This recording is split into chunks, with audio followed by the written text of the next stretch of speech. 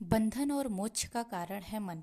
नमस्कार दोस्तों, आज हम मैत्रेय उपनिषद से लिया गया मंत्र उसके बारे में हम चर्चा करेंगे, जिसमें ब्रह्मचारी वाल्खिल्य द्वारा चित्त मतलब मन और उसकी अवस्थाओं के विषय में परम पिता ब्रह्मा से प्रश्न किया गया है।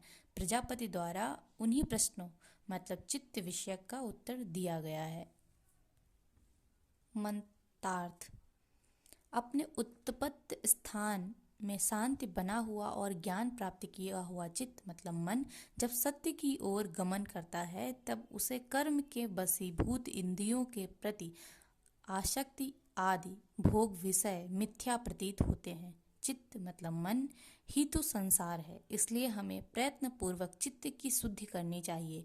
जैसा मनुष्य का चित्त होता है वैसा ही वह मनुष्य होता है, जैसा चित्त वैसी गति होती है। यह तो एक सनातन रहस्य है।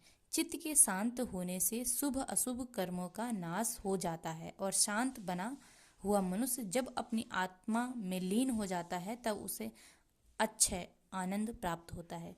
प्राणी का चित्त जितना अधिक सांसारिक विषय भोगों में आसक्त रहता है, उतना ही यदि ब्रह्म में आसक्त हो जाए तो फिर भला कौन प्राणी सांसारिक बंधनों से मुक्त नहीं होता, अर्थात सभी बंधन मुक्त हो जाते हैं।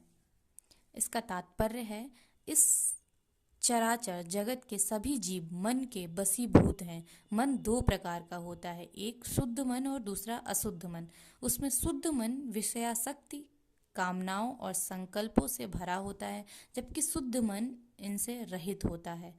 मनुष्य के बंधन और मोक्ष का कारण मन ही है। विषयों में आसक्त मन बंधन का कारण होता है और विषयासक्ति रहित मन मुक्ति के लिए होता है। जो अपने आश्रम धर्मों का पालन करता है वह तपस्वी है। जो तपस्वी नहीं है वह आत्मा में ध्यान नहीं लगा सकता और उसकी कर्म शुद्ध भी नहीं होती है।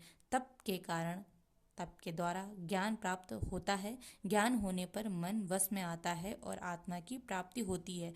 आत्मा की प्राप्ति होने पर संसार से मुक्ति होती है। इसका सीधा सा छोटे शब्दों में हम अर्थ समझ सकते हैं कि जब तक हम तप मेहनत मन को शुद्ध नहीं करते हैं तब तक हम पढ़ नहीं पाते हैं। जब हमारा मन शुद्ध होता है तब हमारा पढ़ने में मन लगता है और हम पढ़ सकते हैं। उससे हमें ज्ञान की प्राप्ति होती है और